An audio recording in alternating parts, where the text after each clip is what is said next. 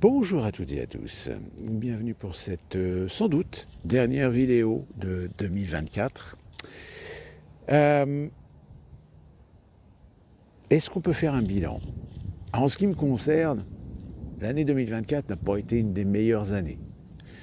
Il y a eu des petits problèmes personnels, de santé par exemple, et puis force est de constater que la chaîne a eu à un moment donné un petit décollage, mais qui est très vite retombé. Donc c'est pas encore dans l'année 2024 que cette chaîne YouTube va trouver ses heures de gloire. On espère, on continue. Pour le reste, qu'est-ce que vous voulez que je vous dise? Je pense que les près de 182 vidéos cette année, ont à elles seules résumé l'actualité, résumé la situation, aussi bien chez vous en France que chez nos États-Unis, d'autant plus que c'était une année relativement bien chargée, avec des échéances électorales qui ont eu évidemment leurs conséquences.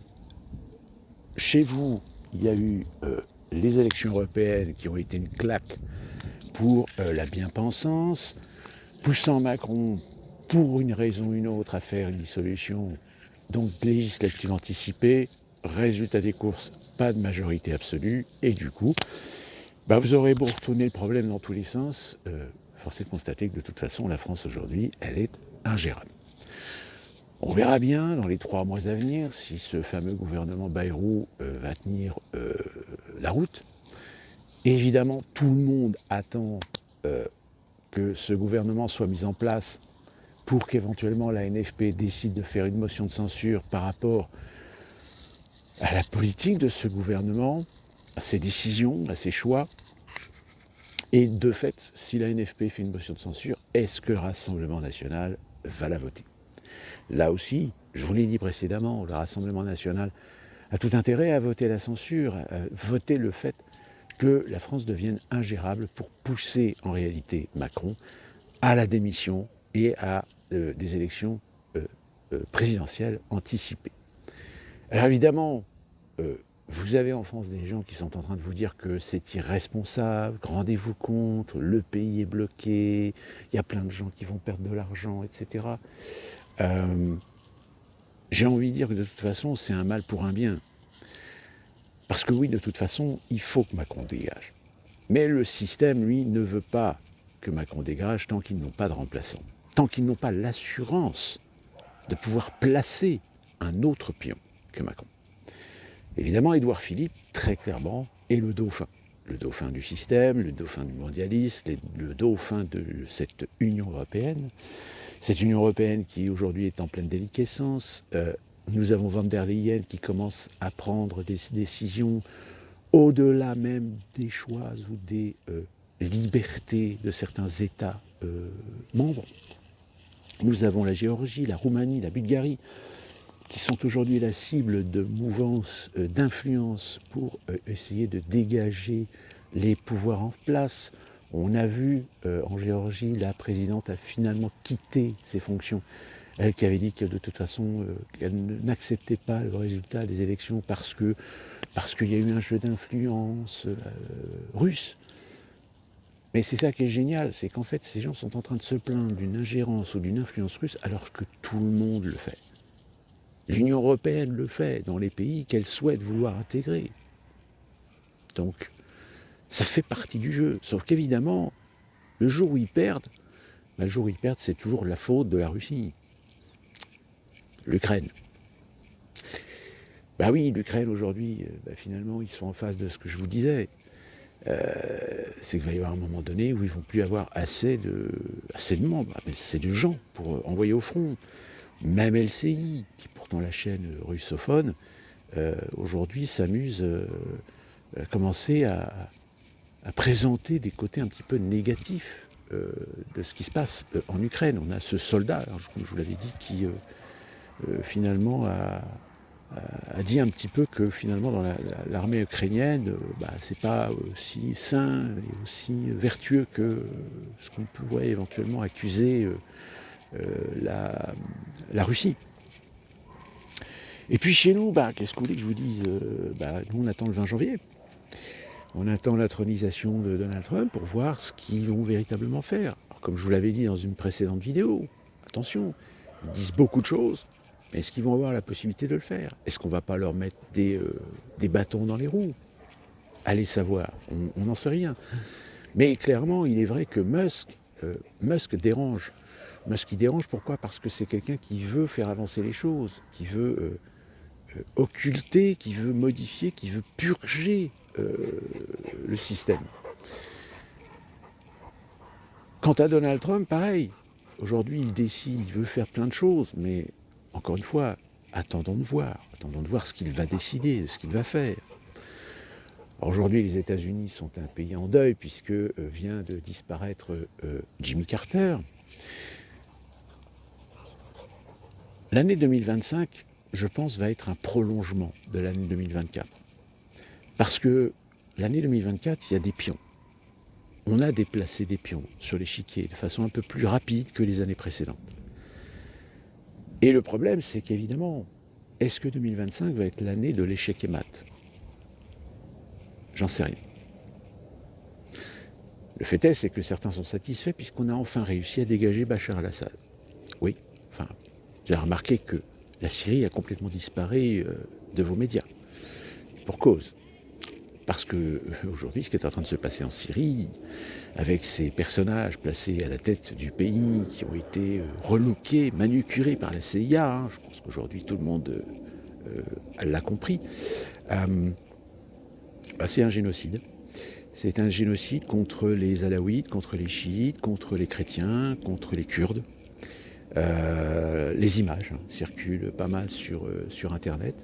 Donc les médias ont tout à fait raison de ne pas en parler.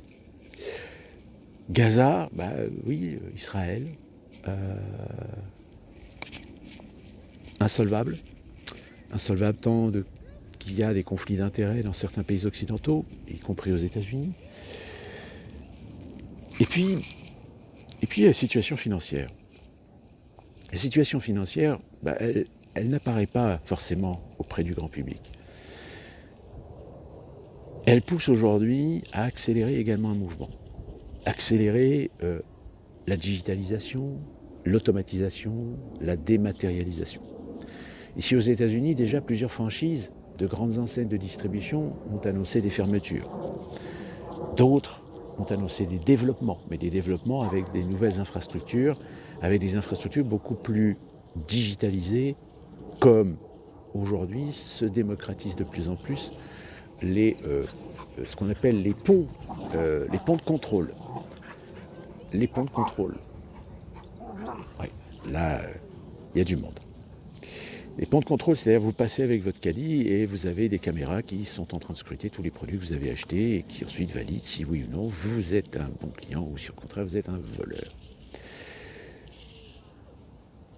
Mais le monde financier, oui, va accélérer le mouvement, d'autant plus qu'il va avoir tout intérêt à baisser les coûts. On le voit ici aux États-Unis, l'inflation, elle a été violente puisqu'on peut dire quasiment que les prix, en l'espace de 2 ans, ont quasiment doublé partout. Que ce soit les produits de consommation, que ce soit l'alimentaire, que ce soit l'essence. Alors certains secteurs, oui, ont essayé d'augmenter un petit peu les salaires, mais malheureusement les salaires ne suivent pas. Et du fait que les salaires ne suivent pas dans certains secteurs, aujourd'hui on est confronté à une situation, moi-même je suis confronté, c'est que on ne trouve plus. On ne trouve plus de compétences, on ne trouve plus de qualifications, on ne trouve plus de gens d'expérience. On est obligé d'embaucher des jeunes, d'embaucher des vieux, des gens qu'on est obligé de former. Mais les problèmes de ces gens qui sont formés, y a des moments où en fait ils ont juste l'envie du salaire, puis c'est tout. Ils ne sont pas motivés, ils ne font pas attention, on est obligé de repasser derrière. Et puis finalement, on est obligé de bosser pour deux. Jusqu'au jour où ça swing, aujourd'hui ça a coincé puisque j'ai une de mes collègues qui n'est pas venue bosser depuis quelques jours et qui est un maillon essentiel du fonctionnement de notre entreprise. Et donc du coup ce matin ils étaient dans la merde. Je ne sais pas comment ils ont fait, mais moi de toute façon, la semaine dernière, j'ai pété le taux horaire hebdomadaire. Donc on m'a fait comprendre que là, il fallait que je récupère des heures cette semaine, ce qui ne va pas les arranger. Ah oui, ils sont dans la merde. Mais ils ne sont pas les seuls, hein. C'est partout. Hein. Partout, il y a une pénurie de compétences, pénurie d'expérience.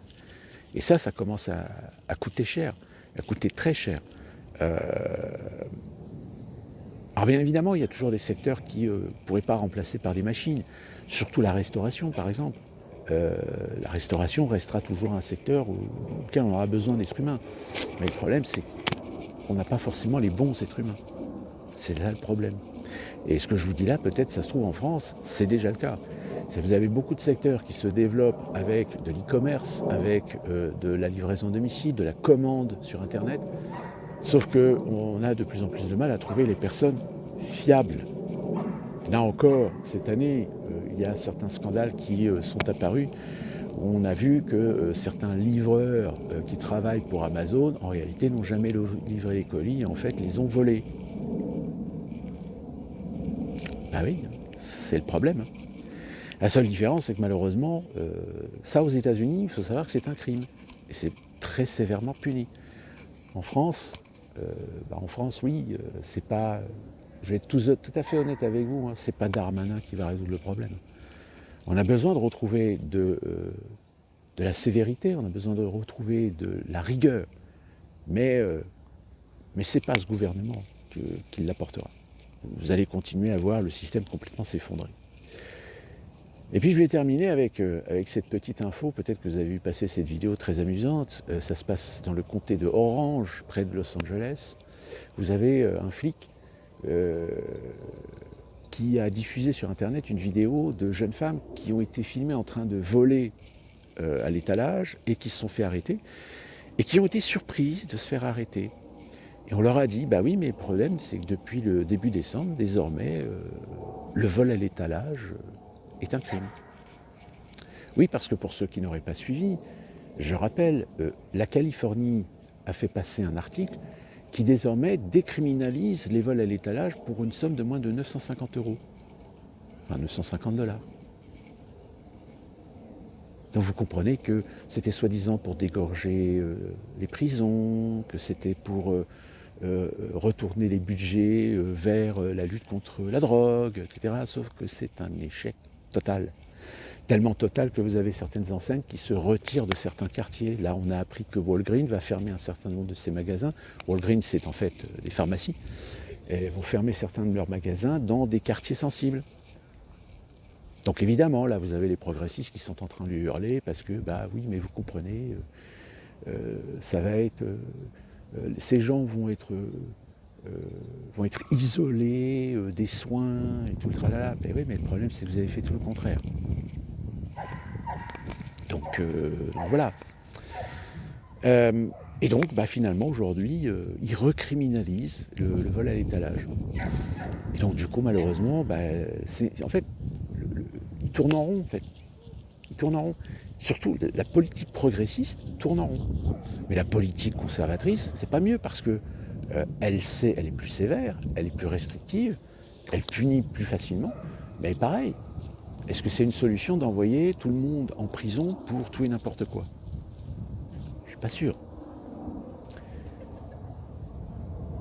Enfin bref, le monde va mal.